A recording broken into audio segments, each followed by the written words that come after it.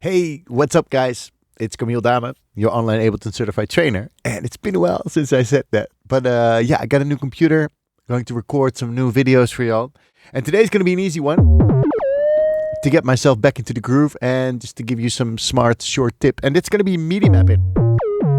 Because the moment if you arm a track, you're going to be able to play it. But that depends on how you've set your preferences and then the MIDI settings.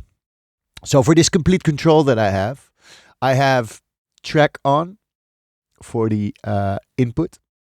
And remember, you can open this info view. I always use info view, so I can hover over and it says like, enable the track switch for any input ports that will be used for sending MIDI to live tracks. Oh yeah, cool. If I play a note, I want to send that to Ableton so I can record something, right?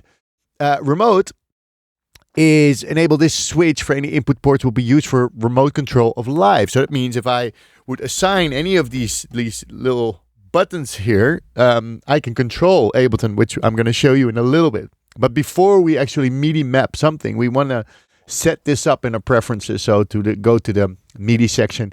And for the output, so for the output, only if this would be like a synthesizer, you also would like enable the sync switch for any output ports with live should send sync messages to, which meaning that if I have an ARP here on this synth, I could press the ARP, play the ARP, and the ARP will be in sync with Ableton.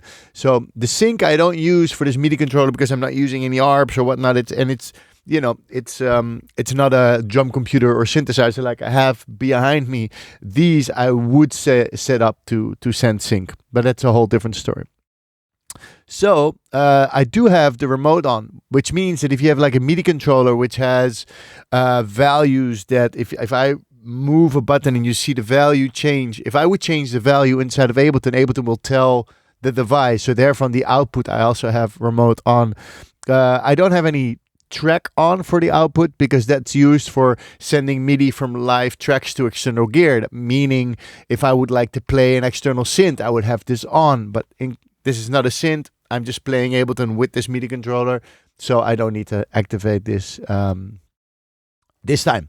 So that's how to set this up. If you have any more questions, feel free to drop them in the comments and I'll reply to it. You can always send an email also to info@lessonsinlive.com and I happily help you with any questions.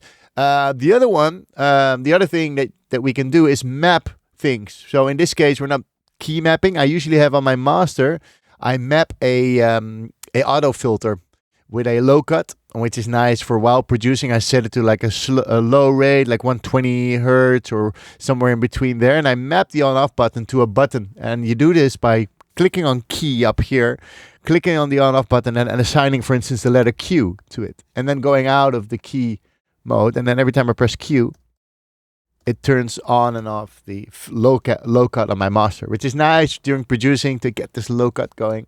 But yeah, to map MIDI, it's quite the same. You click on MIDI or you press Command M, Control M on PC, and you just click on the device you want to control. And whenever you move a button, it will assign it to it instantly. I see there's some sort of problem with my MIDI controller that it's like assigning. See, there's one controller that's not really. So there's one which is a little bit faulty, and you'll see this actually in controllers that are a little bit older, that maybe there's a little dust in the pot meter. A solution might be just to move them around a little bit, and maybe the problem goes away. Let's see if it works for me. So I'm going back into MIDI mode. I unassign. And I can't even unassign. It's still going. So let me turn off and on the MIDI controller. See if that helps. Now I can say, okay, bye. Bye. See, so there is something that's constantly sending MIDI. So let's turn it back on again. See what happens.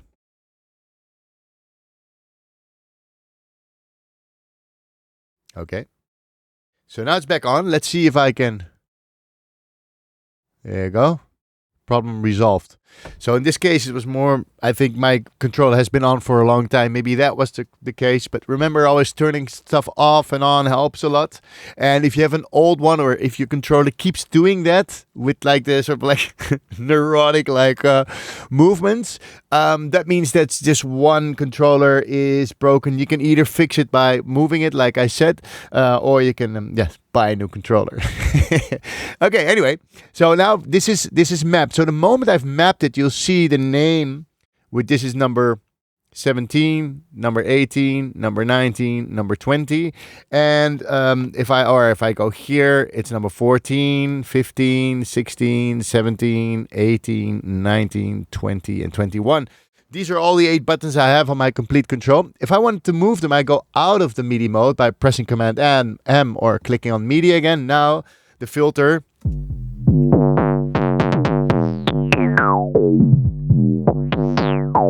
now it works, right? And a way to like even fine tune this is whenever you're in MIDI mode or in key mode, you'll see that your library, your browser, is changed into all the mappings, right? So you see here all the 8 mappings that I did. Let's delete this. So all the 8 mappings that I did here are now visible, right? So number 14, which is this button, is mapped to the filter cutoff. I can set minus and maximum value, so I can really open up the filter without, like the knob, without going over a certain border that I like. So you can set the minus and maximum values here. You can also invert it. So, you know, if you wanna map a filter by Ableton, like let me just delete this for a while. Just click on this. I'll delete them all. Let's say you have an auto filter that you want to automate, and sometimes that's a little bit tricky, especially for live sets. You can actually say, you know what, I want to map this, but I want it to go one movement with one button. Well, I can go MIDI mode, and I have to map the frequency, but I also have to map the resonance. So if I go out of mapping mode, you'll see that now, but now it goes from all the way up, it goes down. So I have to now go into the minus and maximum values and say, okay, the resonance should start a little bit lower. So I can say, okay, resonance is going a little bit down. So now you'll see it's already lower. And I can say also, oh, I want it all the way low, and I want to invert it basically, that it goes up the moment I turn it to the right or to the left. So now it goes whoop, whoop. And if it's too high here, you can just say, okay, I'll go back. It's not going to go too high. Let's take it back a little bit. See, now it's a little bit more smooth. So using these minus and maximum values is going to be really important to use your MIDI mapping in a nice way, or to limit yourself in a way that you can still play the track and do your like controls with the mappings, but then not go overboard on some of the values. So Command M, get into MIDI mode, click on the parameter you want to control, move the button you want to control, and then set your minus and maximum values, go out of the mode and practice what you want to use, right? If you like the video, please let me know in the comments. And if you have questions, put them in the comments as well. And share it with your friends, whatever, yada, yada, yada, all good. And yeah, join the community. We have a patreon.com/lessonsinlife going on, where people are joining me for doing masterclasses, doing challenges, like a 60-day challenge to make music every day, whatever. We do a lot of stuff there to keep making music engaging and fun. So check that out. And I hope you like the video. See you at the next one.